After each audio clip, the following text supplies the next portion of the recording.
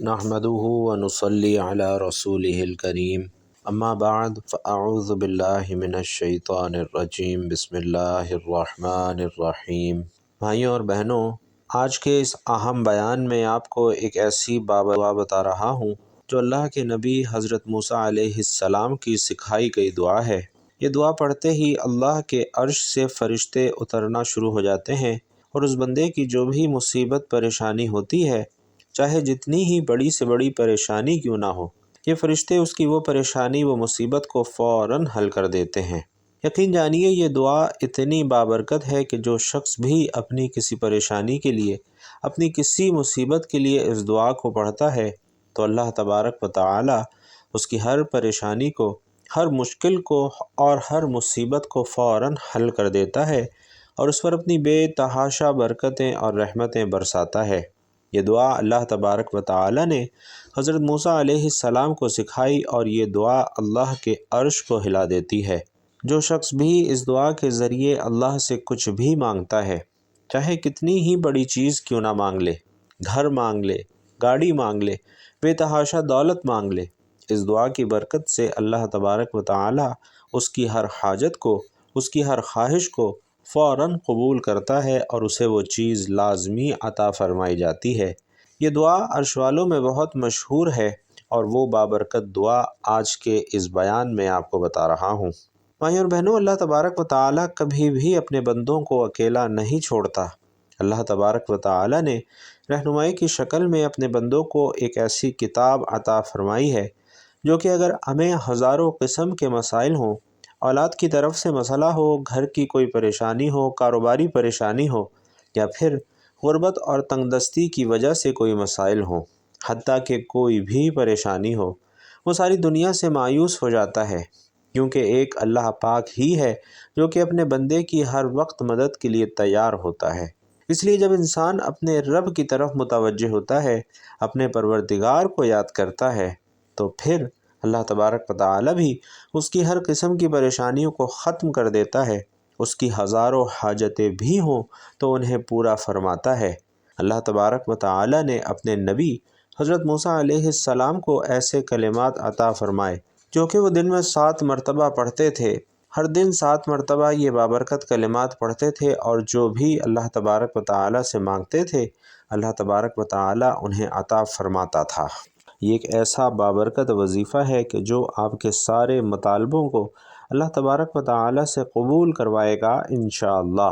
بھائیوں اور بہنوں، ایک زمانہ تھا جب بنی اسرائیل کے درمیان حضرت موسیٰ علیہ السلام اللہ کے نبی اور رہنما بن کر موجود تھے۔ ان کی رہنمائی میں قوم نے فرعون جیسے جابر کے ظلم سے نجات پائی، سمندر پھٹا، بنو سلویٰ اترا اور تورات نازل ہوئی۔ یہ سب نشانیاں اس قوم نے اپنی آنکھوں سے دیکھیں، مگر دلوں کا زنگ کچھ ایسا تھا کہ نشانیوں کے باوجود ان کے دل حق سے منور نہ ہو سکے۔ اس کے باوجود حضرت موسیٰ علیہ السلام اپنی قوم کی اصلاح کے لیے مسلسل کوششیں کرتے رہے۔ وہ ایک نبی تھے، ایک معلم تھے اور سب سے بڑھ کر ایک شفیق دل رکھنے والے رہنما تھے جنہیں اپنی قوم کی بھلائی ہر وقت عزیز تھی۔ ایک مرتبہ حضرت موسیٰ علیہ السلام ایک ایسے مقام سے گزرے جو کبھی ایک آباد بستی تھی۔ اس جگہ کی مٹی میں ایک پرانا مانوس پن تھا، جیسے وہاں کبھی زندگی اپنی پوری رونق کے ساتھ جاری رہی ہو، مگر اب ہر طرف خاموشی تھی۔ درخت سوکھ چکے تھے، پانی کے چشمے بند ہو چکے تھے اور گھروں کے در و دیوار گویا نوحہ کنا تھے۔ حضرت موسیٰ علیہ السلام نے جب قدم آگے بڑھائے تو ان کے قدموں کے نیچے کچلے جانے والے پتھروں کی آواز کے سوا کوئی بھی آواز سنائی نہ دی۔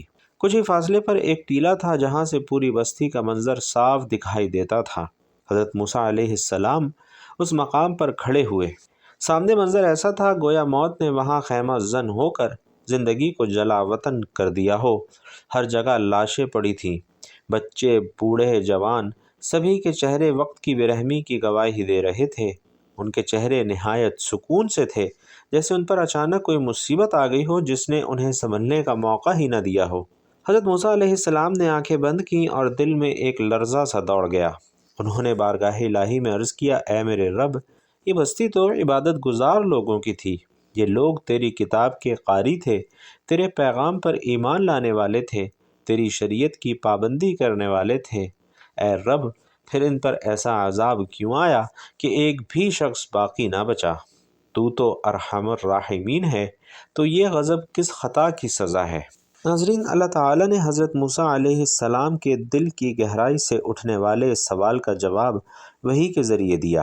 فرمایا، اے موسیٰ، یہ لوگ بظاہر میری عبادت میں مصروف تھے، ان کی زبانیں ذکر سے تر تھیں، ان کے چہرے سجدوں سے روشن تھے، ان کے کپڑے تقوی کا لبادہ اوڑھے ہوئے تھے، لیکن ان کے دلوں میں کھوٹ تھا، ان کے باطن میں ریاکاری تھی، ان کے باطن میں حسد، تکبر اور دنیا کی محبت نے بسیرا کر رکھا تھا۔ یہ عبادت میری رضا کے لیے نہ تھی بلکہ لوگوں کو دکھانے کے لیے تھی۔ یہ سجدے میرے قرب کے لیے نہ تھے بلکہ شہرت کے لیے تھے۔ ان کے درمیان نیکوکاروں کو حقیر سمجھا جاتا تھا، عاجزی کا مذاق اڑایا جاتا تھا اور ظالموں کی تائید کی جاتی تھی۔ ان کے درمیان نیکی کی دعوت دینے والوں کو چپ کروا دیا جاتا تھا، برائی پر خاموشی کو دانشمندی کہا جاتا تھا۔ اے موسیٰ، ان کے ظاہر سے دھوکہ نہ کھانا، کیونکہ میں دلوں کے حال جانتا ہوں۔ میں وہی ہوں جو بندے کے ظاہر اور باطن دونوں کو دیکھتا ہوں۔ ان کی عبادت میرے حضور قبول نہ ہوئی کیونکہ ان کے دلوں میں میری محبت ہی نہ تھی۔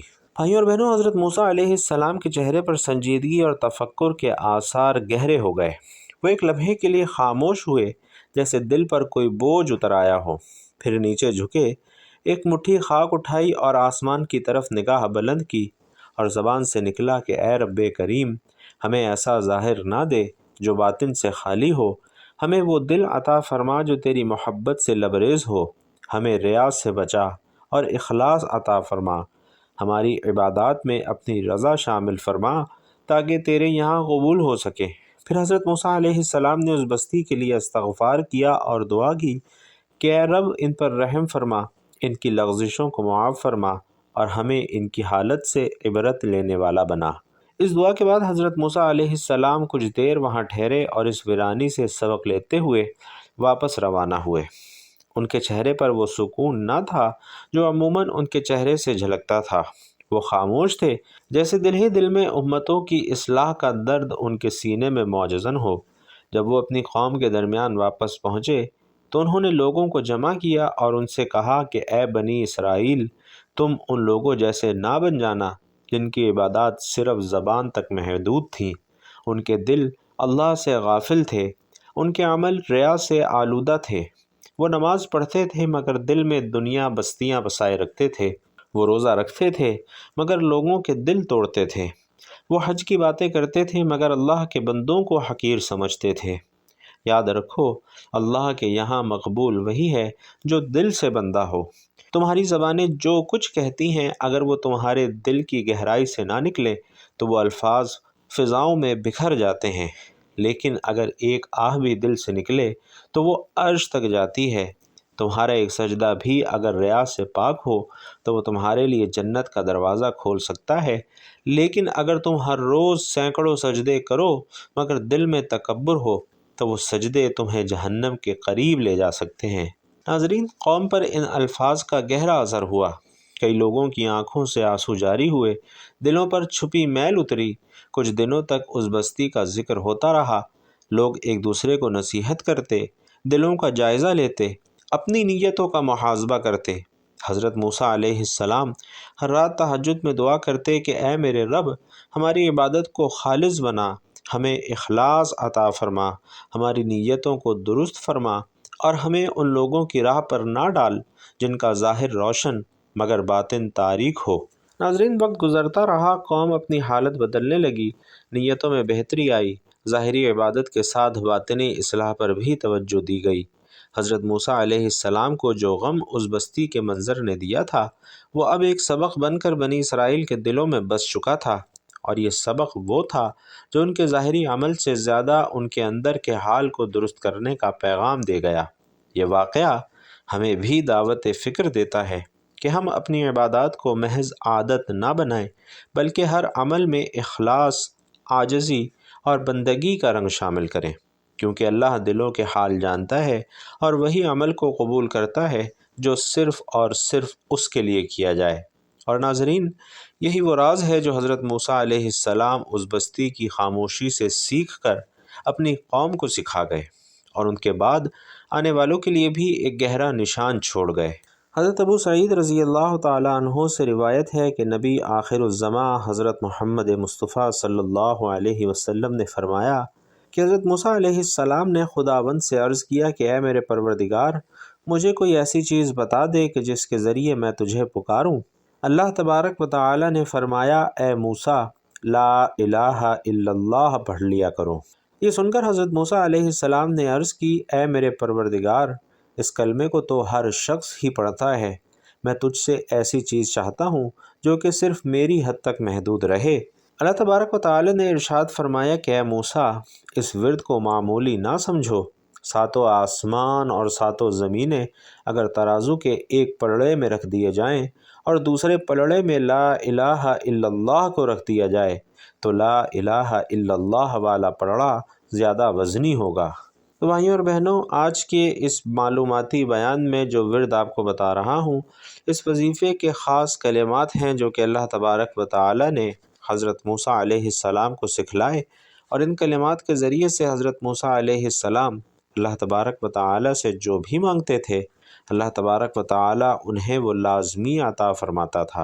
حضور اکرم صلی اللہ علیہ وسلم کی متعدد احادیث میں اس بارے میں ذکر کیا گیا ہے، جس کو حضرت ابوبکر صدیق رضی اللہ تعالیٰ عنہ اور حضرت عمر فاروق رضی اللہ تعالیٰ عنہ سے بھی کئی مرتبہ روایت کیا گیا ہے۔ حضرت حسن بصری رضی اللہ تعالیٰ عنہ فرماتے ہیں کہ میں نے عبداللہ بن سلام سے ملاقات کی اور ان سے کہا کہ میں آپ کو ایک ایسی حدیث نہ سناؤں جو میں نے رسول کریم صلی اللہ علیہ وسلم سے کئی بار سنی، اور حضرت ابوبکر صدیق رضی اللہ تعالیٰ عنہ اور حضرت عمر فاروق رضی اللہ تعالیٰ عنہ سے بھی کئی مرتبہ سنی۔ انہوں نے فرمایا کہ ضرور آپ مجھے بتائیے۔ تو انہوں نے جب یہ دعا سنی تو فرمایا کہ خدا کی قسم، میرے ماں باپ حضور اکرم صلی اللہ علیہ وسلم پر قربان جائیں، یہ وہ کلمات ہیں جو کہ اللہ تبارک و تعالی نے حضرت موسیٰ علیہ السلام کو عطا کیے تھے۔ وہ ہر دن اسے 7 مرتبہ پڑھتے تھے اور جو بھی اللہ سے مانگا کرتے تھے اللہ پاک انہیں ضرور عطا فرماتا، اور جو شخص صبح اور شام ان کلمات کو پڑھے گا اور ان کے ذریعے جو بھی دعا اپنے اللہ سے کرے گا، اللہ تبارک و تعالی اس کی ہر دعا کو قبول فرمائے گا۔ تو ناظرین، اب وہ کلمات کون سے ہیں جو کہ اللہ تبارک و تعالی نے حضرت موسیٰ علیہ السلام کو عطا کیے تھے؟ تو سنیے وہ بابرکت کلمات یہ ہیں: اللہم انت خلقتنی وانت تہدینی وانت تطعمنی وانت تسقینی وانت تمیتنی وانت تحیینی۔ ان الفاظ کا ترجمہ اس طرح ہے: وہی جس نے مجھے پیدا کیا، پھر وہی مجھے راہ دکھاتا ہے، اور وہی مجھے کھلاتا ہے اور سیراب کرتا ہے، اور جب میں بیمار ہوتا ہوں تو وہی مجھے شفا دیتا ہے، اور وہی مجھے موت دے گا اور وہی مجھے زندہ کرے گا۔ ناظرین، یہ وہ بابرکت کلمات ہیں کہ جن کی برکت سے آپ اللہ تبارک و تعالی سے جو بھی مانگیں گے، اللہ تبارک و تعالی آپ کو وہ لازمی عطا فرمائے گا۔ اس عمل کی خاصیت بھائیوں اور بہنوں یہ ہے کہ اللہ تبارک و تعالی نے حضرت موسیٰ علیہ السلام کو یہ کلمات خود سکھائے ہیں جو کہ حضرت موسیٰ علیہ السلام کے طلب کرنے پر انہیں عطا فرمائے گئے۔ اب آپ کو یہ بھی بتاتا ہوں کہ آپ نے ان کلمات کو کس وقت پڑھنا ہے تو زیادہ بہتر ہے۔ آپ نے ان کلمات کو صبح فجر کی نماز کے بعد پڑھنا ہے۔ آپ نے سب سے پہلے نماز پڑھنی ہے اور اس کے بعد آپ نے اسی جگہ پر بیٹھ کر سب سے پہلے درود پاک پڑھنا ہے، اور اگر درود پاک میں آپ درود ابراہیمی پڑھتے ہیں تو یہ سب سے زیادہ افضل ہے۔ آئیے ایک مرتبہ ثواب کی نیت سے میرے ساتھ بھی درود پاک پڑھ لیجئے۔ بسم اللہ الرحمن الرحیم۔ اللہم صلی علی محمد وعلی آل محمد کما صلیت علی ابراہیم وعلی آل ابراہیم انکا حمید مجید۔ اللہم بارک علی محمد وعلی آل محمد کما بارکت علی ابراہیم وعلی آل ابراہیم انکا حمید مجید۔ ناظرین، درود ابراہیمی آپ نے 3 مرتبہ پڑھنا ہے۔ اس کے بعد آپ نے پہلے کلمے یعنی لا الہ الا اللہ کی ایک تسبیح کرنی ہے، یعنی 100 مرتبہ آپ نے یہ کلمات پڑھنے ہیں۔ جب آپ 100 مرتبہ لا الہ الا اللہ کو پڑھ لیں تو پھر آپ نے 7 مرتبہ اس دعا کو پڑھنا ہے جو کہ میں نے ابھی اوپر پڑھ کر بتائی ہے۔ آپ نے 7 مرتبہ اس بابرکت دعا کو پڑھنا ہے، اور جب آپ 7 مرتبہ اس دعا کو پڑھ لیں تو پھر آپ نے آخر میں دوبارہ 3 مرتبہ درود ابراہیمی پڑھنا ہے۔ اس طرح سے آپ کا یہ بابرکت عمل مکمل ہو جائے گا انشاءاللہ۔ تو ناظرین، اس عمل کی برکت سے آپ کی جو بھی حاجت ہے، جو بھی خواہش ہے، جو بھی دعا ہے، اللہ پاک کے حکم سے انشاءاللہ فوراً قبول ہوگی اور آپ کی ہر دعا قبول ہوگی۔ اسی طرح آپ کی جو بھی پریشانی ہے، آپ جس بھی مقصد کے لیے اس بابرکت عمل کو کر رہے ہیں، اللہ تبارک و تعالی آپ کی وہ پریشانی، آپ کی وہ مصیبت کو لازمی حل کرے گا اور آپ پر اپنی بے تحاشا برکتیں اور رحمتیں نازل فرمائے گا۔ یہ وہ دعا ہے کہ جس کی برکت سے اللہ تبارک و تعالی اپنے بندے پر آسانیاں فرماتا ہے، اپنے بندے کی مشکلات کو، اپنے بندے کی پریشانیوں کو، اپنے بندے کی حاجات کو حل فرماتا ہے، اور ہر حاجت کو، ہر خواہش کو اور ہر دعا کو قبول فرماتا ہے۔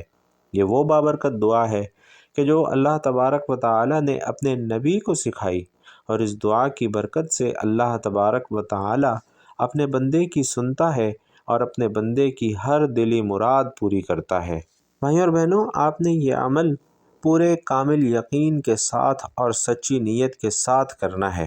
انشاءاللہ اس عمل کی بدولت آپ اپنی کھلی آنکھوں سے اللہ تبارک و تعالی کے معجزات دیکھیں گے۔ اس عمل کی برکت سے اللہ تبارک و تعالی ہر طرح کی غربت سے، ہر طرح کی غریبی سے، ہر طرح کی تنگ دستی سے، ہر طرح کے مقروض ہونے سے اپنے بندے کو نجات عطا فرماتا ہے، اور اپنے بندے پر بے تحاشا رزق اور دولت عطا فرماتا ہے۔